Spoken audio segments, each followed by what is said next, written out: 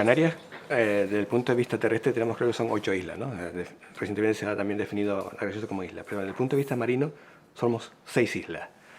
O sea, lo que sería, las islas son estructuras volcánicas que surgen del fondo del mar y se elevan entre 2.000 y 3.000 metros hasta la superficie, y luego de ahí, pues, en el caso de Tenerife, otros 3.000 o 3.000 y algo, en el caso de Gran Canaria o La Palma, 2.000 y algo, o sea, es decir, que todas las islas tienen un promedio de 4.000, 5.000 metros de altura desde el fondo donde surgen, ¿no? Y están separadas por esas grandes profundidades entre ellas, salvo lo que sería Lanzarote, Fuerteventura y los islotes del norte. Esa es una única isla con algunos pasillos intermedios de agua, ¿no? Claro, esas limitaciones, esas profundidades entre islas impiden que la gran parte de los peces puedan nadar de una isla a la otra. Y les explico, o sea, los peces, hablo de peces adultos. Las larvas, sí, las larvas la corriente se las lleva de un lado a otro, los huevos, y las transporta de África a Canarias, y de Lanzarote a Fuerteventura, y de Fuerteventura pueden llegar a La Palma. Es decir, que existe todo un sistema de corriente que hacen que las larvas y los huevos deriven de una isla a la otra, o entre el continente y las islas, o incluso en mar abierto. Pero cuando los peces son ya grandes y se asientan en el fondo, la presión hidrostática, es decir, y tienen que estar cerca del fondo siempre a una cierta profundidad, la presión hidrostática que se encuentra a grandes profundidades impide que esos peces puedan sobrevivir, salvo aquellos que están adaptados a eso. Es decir, por ejemplo, una vieja. Una vieja nosotros pensamos que es libre de nadar desde de la Graciosa hasta La Palma si quisiera. No, eso no lo puede hacer.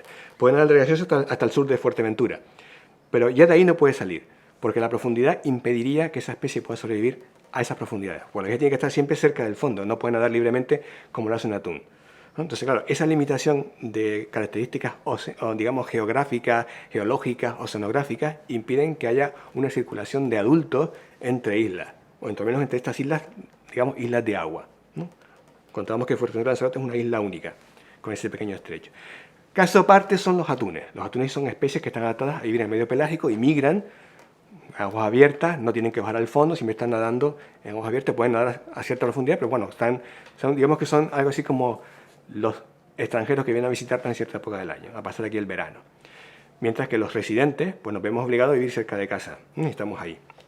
Claro, esa dificultad de que los peces puedan trasladarse de una isla a la otra, lo que indica es que si tú sobreexplotas una isla, no van a venir peces de la otra isla a rellenar tu hueco, o sea, a ocupar ese espacio. Pueden llegar larvas y con el tiempo pueden crecer, pero lo normal es que los adultos no naden todo un banco de peces de viejas que vienen de Fuerteventura hasta Gran Canaria para de alguna forma ocupar el hueco que son las viejas que ya no están.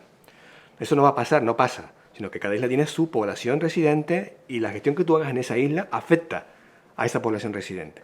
Por lo tanto, tenemos que tener una ley de pesca, un marco que defina, digamos, unas normas generales, pero luego tiene que haber una ley de pesca específica para cada isla en función de las características oceanográficas, climáticas, incluso de forma de pescar de cada isla. Porque tampoco se pesca igual en el norte de Gran Canaria que en el sur.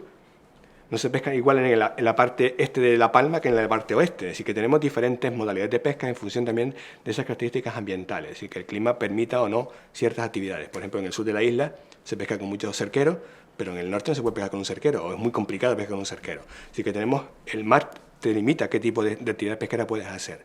Entonces, claro, eso hay que meterlo todo dentro de esa ley, y hay una cosa importante que meter dentro de la ley, que es la sabiduría popular. Es decir, los pescadores son los principales conocedores del mar y tienen una serie de reglas que hacen de cuándo pescan una cosa, cómo la pescan, porque de alguna manera la historia, el propio ambiente las ha ido llevando, las ha ido convergiendo a esa forma de pescar. Y esa forma de pescar hay que introducirla en la ley, en el sentido de que esa sabiduría, ese conocimiento de los propios pescadores debe quedar reflejado en las especies, en las tallas, en la forma, qué arte se usa, qué arte no se usa, en qué época, en las limitaciones.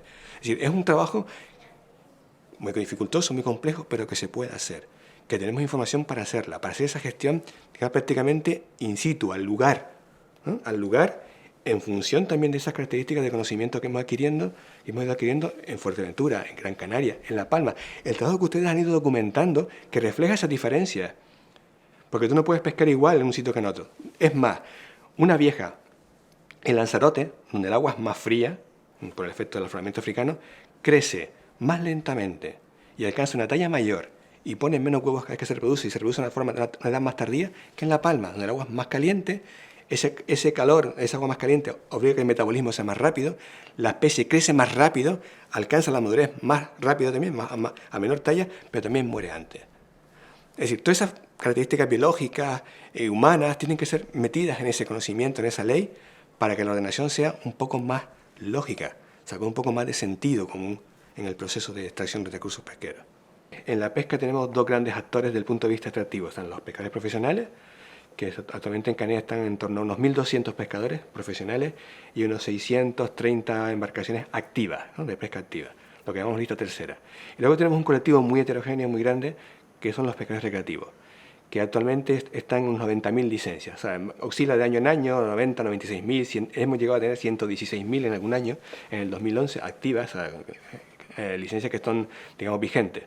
Y claro, ahí se forma, hay una cantidad de personas actuando con el mar de una forma un tanto descontrolada. Descontrolada no quiere decir que sean ilegales, o sea, aun cumpliendo la ley a rajatabla, para mí está descontrolada, porque evidentemente no existe capacidad actualmente en el océano que rodea Canarias para dar, digamos, soporte a esa cantidad de presión potencial que tenemos en el número de pescadores, por ejemplo, sin tener en cuenta la tecnología que estamos aplicando, puertos, barcos y demás, que eso todo al final es una dimensión mucho mayor de la que somos capaces de medir. ¿Qué se requeriría por parte de las cofradías de pescadores y de los pescadores que las conforman para convertirlos o que se convirtieran en agentes reales de la sostenibilidad? Bueno, quizás los pescadores pueden hacer muy poquita cosa en ese sentido, ¿no? Porque evidentemente los pescadores, su actividad es pescar y eso lo hacen bien, no se puede negar que sean malos pescadores. Evidentemente donde no hay peces no se pueden coger, pero son muy buenos pescadores que tenemos en Canarias, no podemos quejarnos de eso, son magníficos profesionales. Otra cosa es la conciencia ambiental, ¿no? Porque realmente ellos, como decía, son 1.200, es un sector marginal en este contexto donde hay pues unos 90.000 pescadores recreativos, ¿no? Y aparte otra serie de actividades y otra serie de factores que perturban el océano. Vertidos de aguas residuales por todo el perímetro del archipiélago, actividades como es crear playas artificiales, drenaje, también están afectando. Actividad turística, actividad industrial, barcos, vertidos de accidentes de petróleo, mala gestión en general. O sea, la pesca, los pescadores tienen una capacidad de acción importante pero limitada. O sea, no es que digamos que ellos van a solucionar el mundo y por dejar que los pescadores pesquen de otra forma el sistema marino se va a recuperar ya. No, hace falta que haya un poco más de cohesión en todos los factores que están influyendo. Pero para mí lo tengo claro, quien tiene la responsabilidad máxima y casi diría única en el proceso de degradación que tenemos en el sector pesquero, es decir, lo que es la que ya hemos perdido en estos últimos 40, 50 años, el 90% de los peces, el único responsable de eso no son los pescadores, ni los profesionales ni los recreativos, ha sido el Ministerio de Ganadería, Agricultura o Agricultura, Ganadería y Pesca del Gobierno Central, porque es que ha dejado de hacer sus funciones. O sea, nuestras aguas territoriales, más del 90% pertenecen o son jurisdicción del Gobierno Central, son los que tienen competencias en esas aguas. El Gobierno autónomo tiene competencias en las zonas que llamamos aguas interiores, que son muy limitadas. No sé a qué porcentaje real sería, pero vamos, despreciable en ese contexto de todo lo que es el área de, digamos, la zona de economía exclusiva que tenemos en torno a las islas, ¿no? El mar territorial en Canarias. Claro, el problema está que nuestra ley de pesca no tiene como mandato principal y exclusivo la conservación de los recursos y alcanzar que esos recursos estén siempre explotados al máximo sostenible posible, ¿no?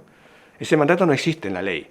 O sea, no existe esa obligación por parte del gobierno de mantener los recursos en un estado sano para permitir la explotación sostenible de los mismos y que el sector pesquero en general, profesional y deportivo, tenga larga vida.